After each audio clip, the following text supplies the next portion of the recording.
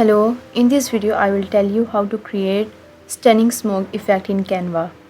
First, create a page of your required aspect ratio. Then, change the background color into black.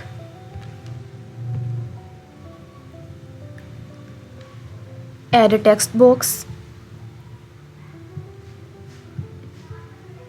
Write the text what you want. I write BTS. Adjust its size according to the page. Now bold it, duplicate it, go to the effects and make it hollow. Place it over the alt text.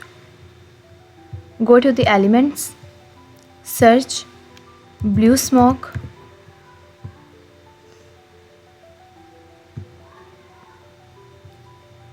Adjust its size according to the page. Remove its background by BG remover. Now go to the layers.